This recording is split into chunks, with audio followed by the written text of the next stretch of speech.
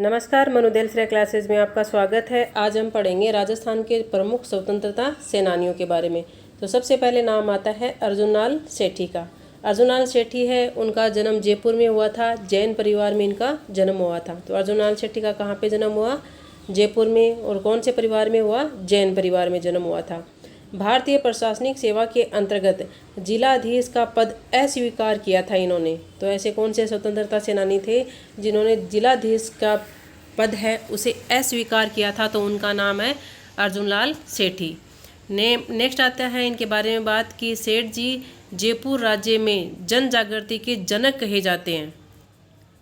जयपुर राज्य में जन जागृति के जनक कौन है? अर्जुनलाल सेठी। इनका जन्म जयपुर में हुआ था, जैन परिवार में हुआ था। जिलाधीश का पद इन्होंने अस्वीकार किया था। जयपुर राज्य में जन जागृति के जनक कहे जाते हैं। क्रांतिकारी रास बिहारी बोस राजस्थान में सहस्त्र क्रांति का भार सेठ जी पर डाला था। तो इन्होंने क्या संभाला था? सहस्त्र क्रांति अर्जुनलाल सेठी के अंडर में ही हुई थी। किसने क्रांति, इनको कार्यभार किसने सौंपा था? रास बिहारी बोस के द्वारा। तो अर्जुनलाल सेठी को रास बिहारी बोस ने सहस्त्र क्रांति राजस्थान में करने का भार सौंपा था। अजमेर में जैन शिक्षा सोसाइटी की स्थापना की।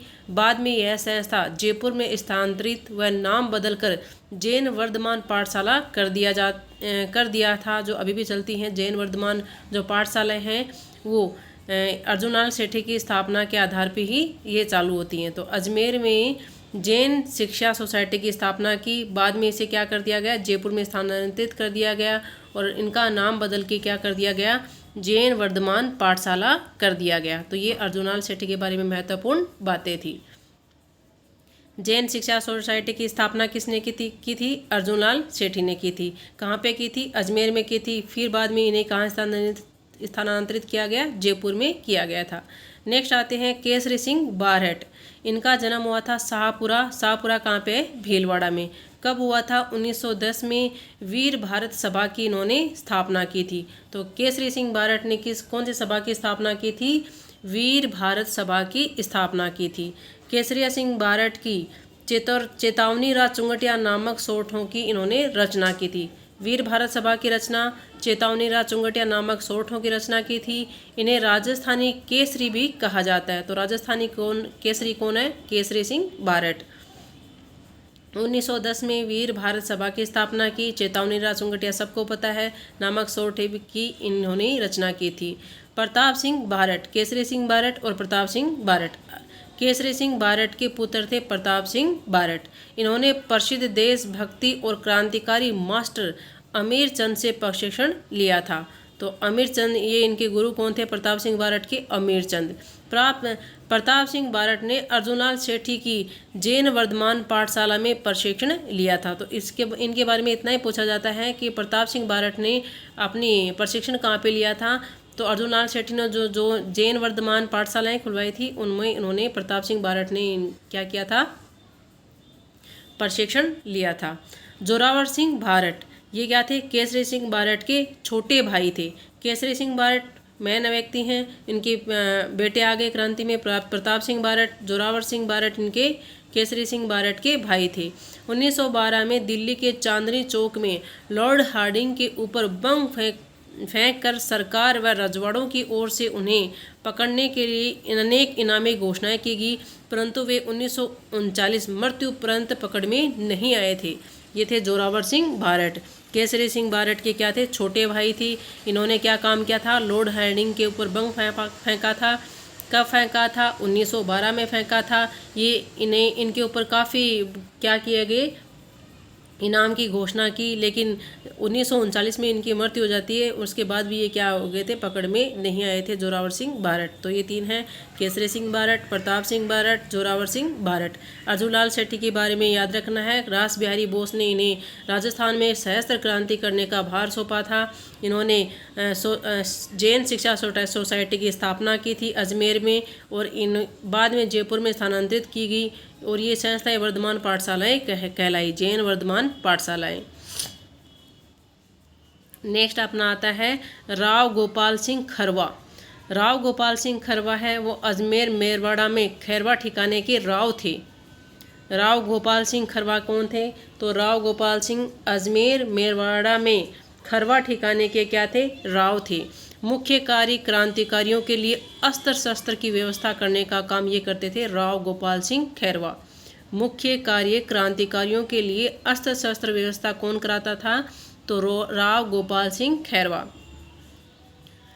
राव गोपाल सिंह खैरवा प्रथम विश्व युद्ध में रास बिहारी बोस व सचिंद्र नाथ सान्याल के साथ मिलकर उत्तरी भारत में सहस्त्र क्रांति की योजना बनाई, किंतु वे असफल रहे थे। जो प्रथम विश्व युद्ध चल रहा था उस टाइम में रास बिहारी बोस व सचिंद्र नाथ सान्याल के साथ मिलकर उत्तरी भारत में सहस्त्र क्रांति की योजना बनाई, लेकिन ये क्रांति क्या हो गई थी? असफल हो गई थी।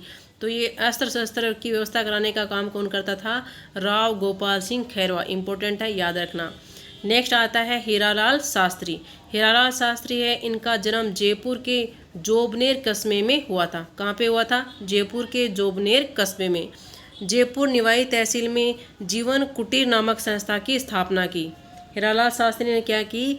जयपुर में निवाई तहसील है, वहाँ पे जीवन कुटीर नामक संस्था की स्थापना की। बाद में इसका नाम बदलकर वनस्थली विद्यापीठ कर दिया, जो आज भी चलती है वनस्थली विद्यापीठ। कहाँ पे है? निवाई तहसील में है। जीवन कुटीर नाम था पहले संस्था का, उसके बाद में नाम बदलकर क्या कर दिया गया? विद्यापीठ कर दिया गया। जन्म कहाँ हुआ है हीरालाल शास्त्री का? जयपुर के जोबनेर कस्बे में हुआ था।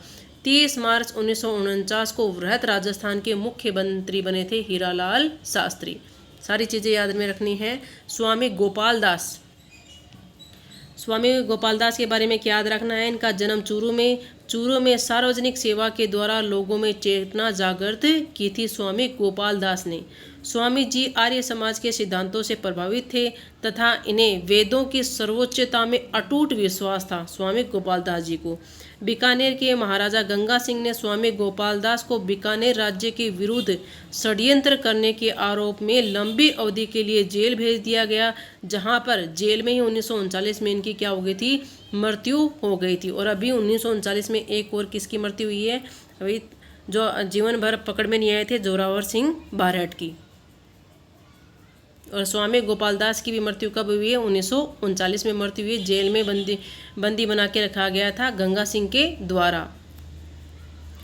नेक्स्ट आता है सागरमल गोपा। सागरमल गोपा के बारे में क्या याद रखना है कि इनका जन्म जैसलमेर में हुआ। इन्होंने जैसलमेर के तत्कालीन महारावल जवाहर सिंह के अत्याचारों का डटकर विरोध किया था सागरमल गोपा ने।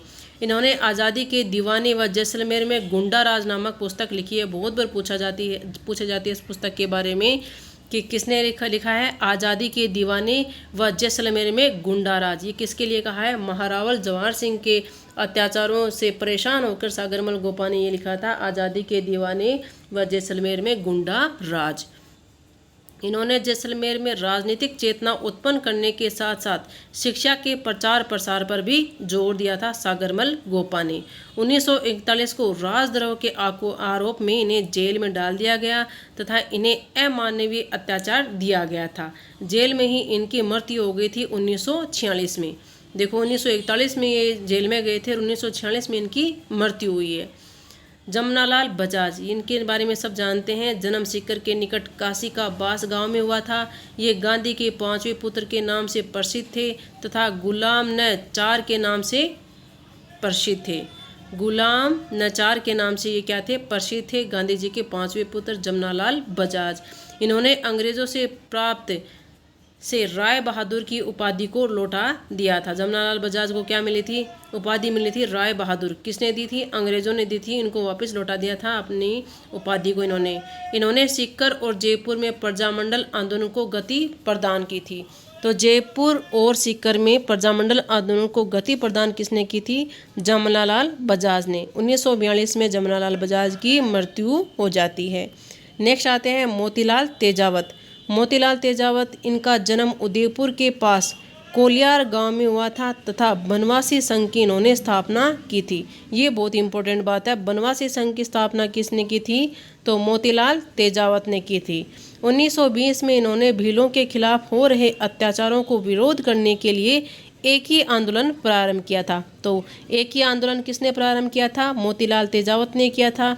बनवासी संघ की स्थापना किसने की थी? मोतीलाल तेजावत ने की थी। नेक्स्ट आते हैं विजय सिंह पथिक।